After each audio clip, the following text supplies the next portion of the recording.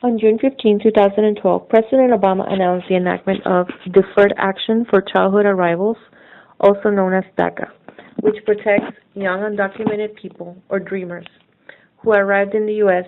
as children.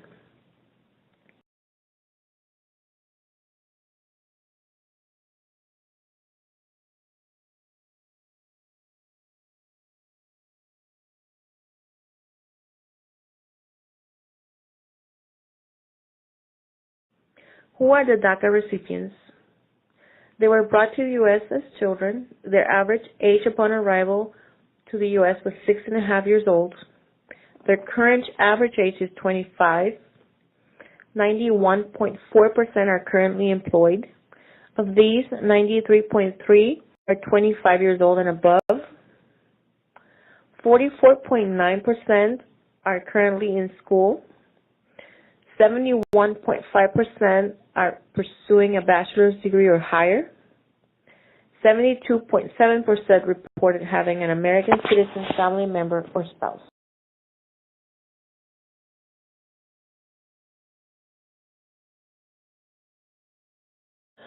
Who can qualify for DACA?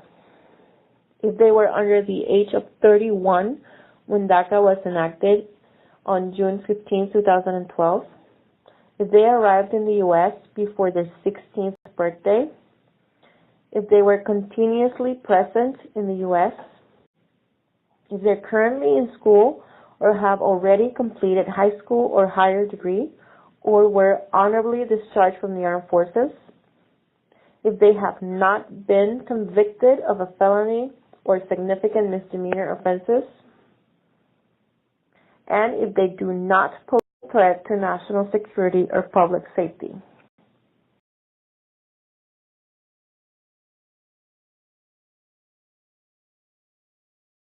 What does DACA do for the undocumented youth?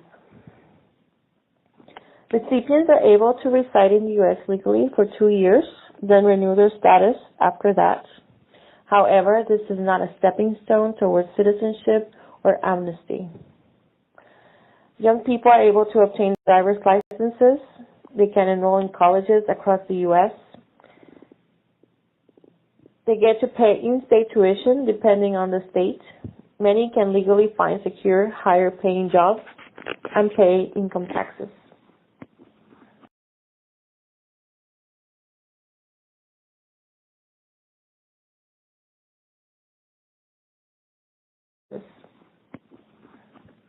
The undocumented, unafraid movement is a very diverse group. Approximately 1.8 million immigrants in the U.S. qualify for DACA. There's an estimated 788,000 DACA recipients. 46% of the potential beneficiaries are female. 22% are under the age of 25.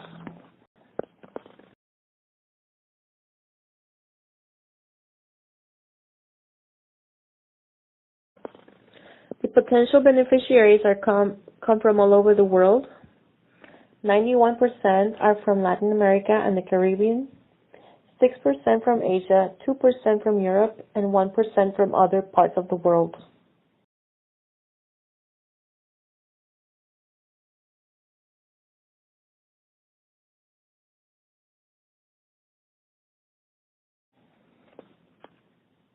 An estimated 585,000 or 5% are undocumented black immigrants from the Caribbean and Africa, and they are deported at higher rates than other groups.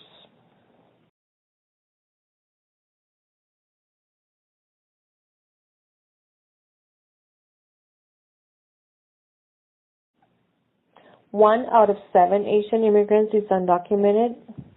This segment of the population has more than tripled in the last 15 years, and most of the numbers are from India and China.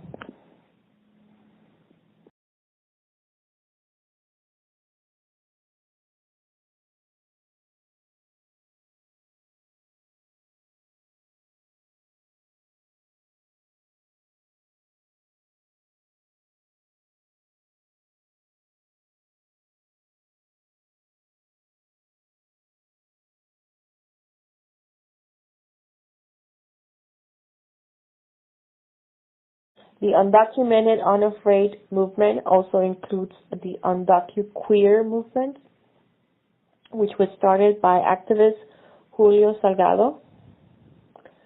Approximately 267,000 self-identified LGBT undocumented individuals live in the U.S., and 71% are of Hispanic or Latino origin.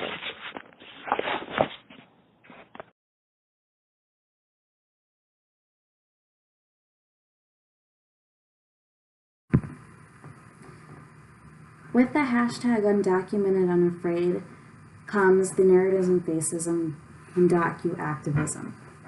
This is where telling the stories of undocumented folks should come from undocumented folks, unless an ally is willing to voice the voiceless. However, it should be noted that in order to tell the stories of undocumented folks from the perspective of an ally, permission should be asked in order to validate the existence of undocumented immigrants.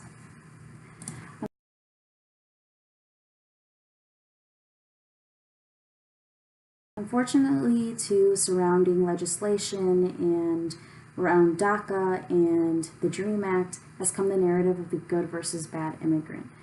When DACA came into play and later rescinded on September 5th, it really highlighted those who were good immigrants, those who were eligible for DACA, and those who were bad immigrants, those who were ineligible for DACA. With DACA, they again are granted deferred action, so some protections that other immigrants who are not eligible for DACA would not be granted. It really painted those who, for example, parents, grandparents, aunts, uncles who were unable to receive DACA against other family members, against friends in the community. So it really hit home when someone in a family received DACA. However, they find out that perhaps their youngest sibling, because of the cutoff, was unable to receive DACA.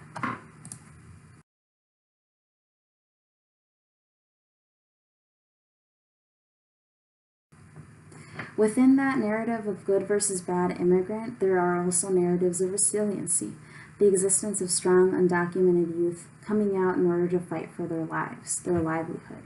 The hashtag undocumented unafraid has highlighted narratives of the original dreamers, parents, grandparents, aunts, uncles who brought over their children in order to live a better life. They stress the importance of not putting the blame on those who brought them to the U.S.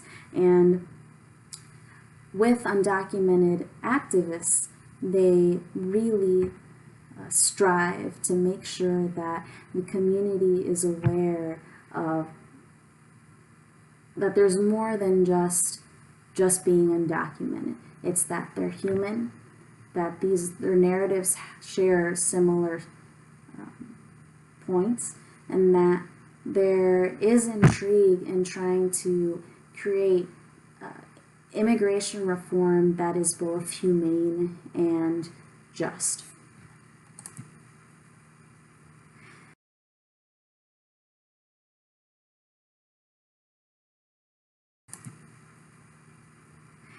And while there are many undocumented folks that do fear the idea of coming out, there are many more undocumented youth who are fighting the fight in order to make sure that they are in a position that grants them some sort of leverage in order to pass legislation that is comprehensive, attainable, and grants them some sort of pathway.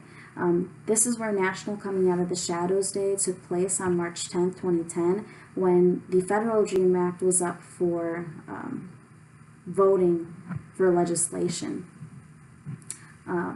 And when it failed to pass, there were many undocumented youth at this event who felt that the immigration system had failed them. And like 7 years ago, today is the same thing. Many who are telling their stories about how they felt that the political system that was meant to represent them, despite their status, has failed them on coming to terms with the immigration system that has occurred within the country.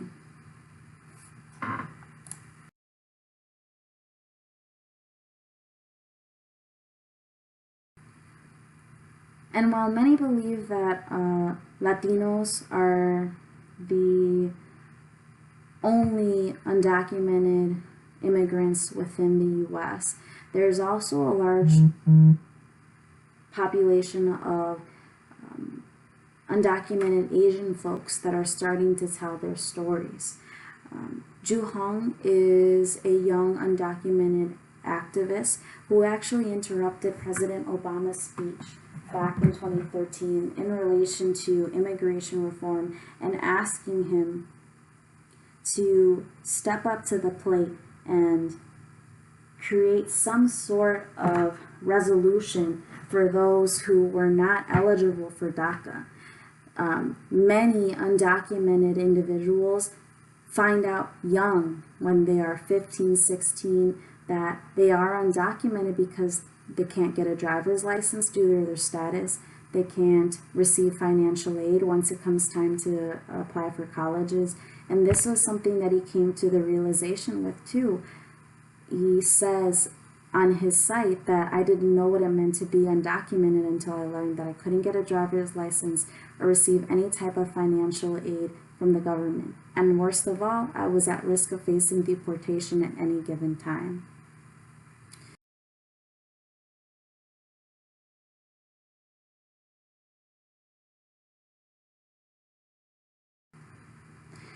With talk of those few undocumented immigrants who were eligible for DACA, and since the rescission on September 5th, the hashtag undocumented and afraid has propelled a greater narrative to achieve protections for all 12 million undocumented folks in the United States. Maria Torres is actually one of the organizers behind the Protection for All movement that started in Chicago after September 5th of 2011. In an interview that was done by Newsy, she talks about how when DACA happened, she was very inspired, especially inspired by those radical undocumented folks, those who were part of the LGBT community, who felt that they needed to demand more. And being documented herself, it really felt as though once the years started to pass, that within her family there were those who almost felt a bit of resentment because she had a little more privilege than some of the folks in her family. So keeping in mind too that while being undocumented does come with some fear, it's also the point of making that DACA only granted protection to 800,000 out of 12 million people, which is something that she was trying to hit home with this movement. And the hashtag undocumented unafraid has propelled the narrative of making sure that all 12 million undocumented folks are granted some sort of protection as opposed to just the 800,000 who do have DACA.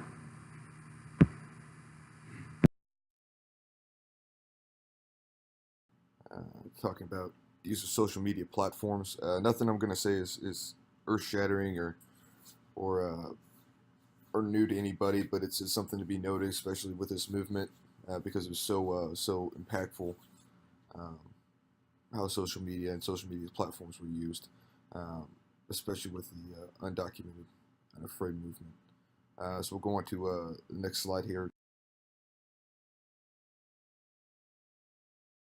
So this movement had a large participation for youth in the United States and around the world. Obviously, Facebook, Twitter, Instagram, all those different platforms were used in excess, and they're easy to use because it gives the opportunity for people around the world, around the country, to voice their opinion at the touch of a button, or just by using their iPads or iPhones or whatever. And furthermore, beyond that, there's a kind of a decentralized approach to what's going on there. What I mean by that is it doesn't have to come from a central figure. It doesn't have to push information around, or you know, that figure doesn't have to have information pushed to them to make the movement go. It's simply everyone is empowered to write what they want, to post what they want, and to have their voice be heard. It doesn't take very long to do, or anything like that. So that's why that's so effective. And we've seen it around the world with a couple of different movements. We've seen it in the Arab world, of course. Everybody knows Egypt, the Arab Spring, and different things like that. Um, it's something that cannot be controlled easily by governments, or not to say that the United States is trying to suppress this information, but it's very easy to do. It can't be suppressed by uh, governmental powers or anything like that. So that decentralized approach that comes with the movement, and comes with the use of social media platforms, makes it very effective if you're trying to voice your opinion on any subject. Um, any subject for that matter. So obviously, people are going to use Facebook, they use Twitter, Instagram, all that kind of stuff. The youth is very familiar with these things, and so that makes it very easy, very effective uh, for the use of social media, especially with undocumented, unafraid. I'll switch to the next. Obviously, why did this become a huge issue, and why did this take off on social media? Well, we had this election come up, and it brought up several key issues. One of those, of course, was immigration. It was a hot button topic. Uh, obviously, there's two sides to it. There's support of DACA. There's the support of immigration, uh, sanctuary cities, different things like that. And the other side, there's a desire for more regulation, and different things like that. So obviously that spurs a lot of debate.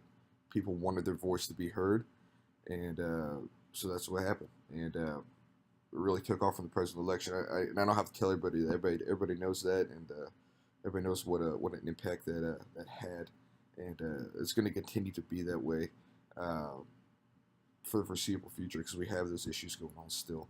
Um, but definitely, the access to social media uh, gave that ability for mass amounts of people to voice their opinion, to let it be heard, and went on from there. So go.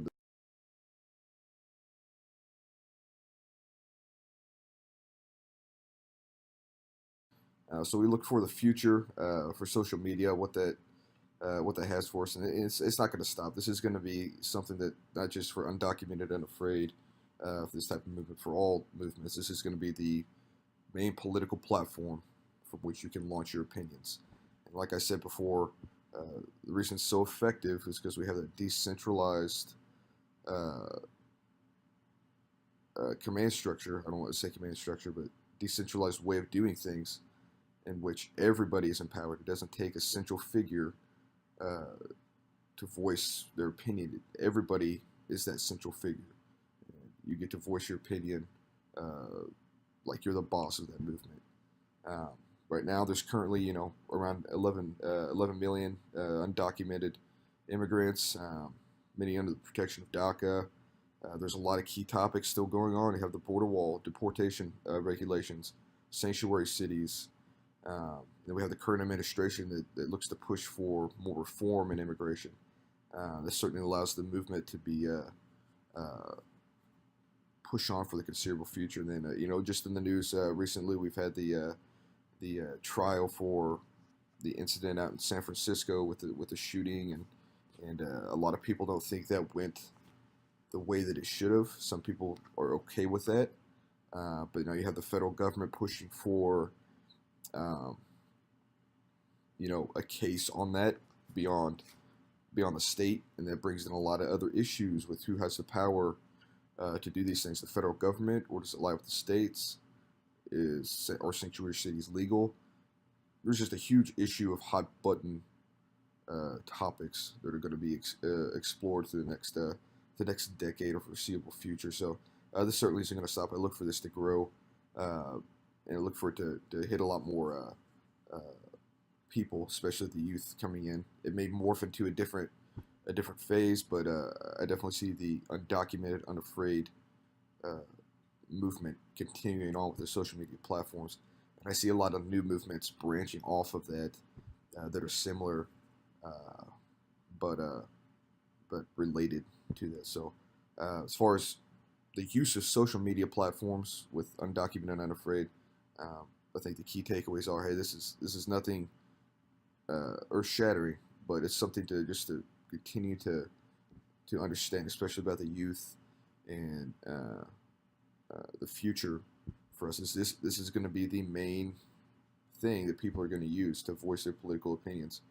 because it's so effective, so easy to use, and it has a decentralized construct that people can go off of.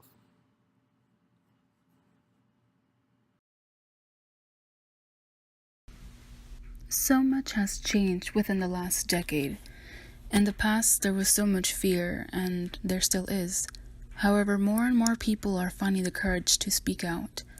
We have seen the way in which undocumented groups promote their struggles through marches and protests, but social media is completely changing the way in which individuals protest, unite, and demonstrate their solidarity. We are now seeing more of storytelling methods in which undocumented individuals share their stories and experiences and their struggles, and often these stories resonate within other individuals who can either relate or sympathize with their stories.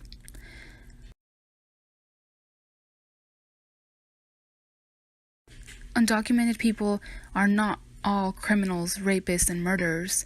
Many are students, parents, professionals. The ability to share these stories educates the public about the real living human being underneath the label, and it serves to clear up any misconceptions that dehumanize and degrade undocumented people. Links to these stories can be found everywhere, and they are beneficial to everyone. They are insightful, and they can serve to educate and debunk common misconceptions. They also benefit individuals of undocumented status, especially youth, by setting positive examples of political activism, social transformation, and solidarity.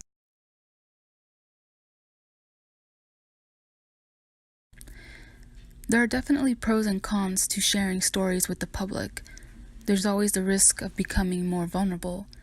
Many don't realize the amount of courage that it takes to expose one's status, because it could potentially pose as a risk to an individual's safety. They no longer are just a person. In the eye of the public, they become the undocumented person. And with that, they may have to suffer the other negative labels and stereotypes associated with the status. By exposing themselves, individuals risk losing friendships, relationships, opportunities, and much more. They may become targets of hate crimes. They may even risk deportation, risk being torn away from their loved ones.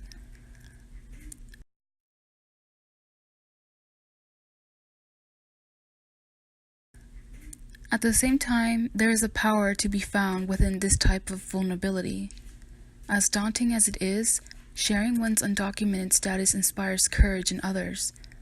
Regular people are becoming role models and heroes to youth and enable other individuals to share their own stories. People unite through this common struggle and form a circle of mutual empathy, admiration, and respect. Individuals of undocumented status now hold the power to share their stories on their terms.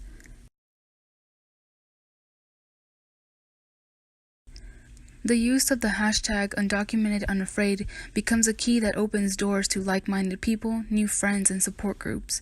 Undocumented people are not alone, and the Undocumented Unafraid movement is a testament to that. It is an example of the power of voices that which united are both strong and powerful.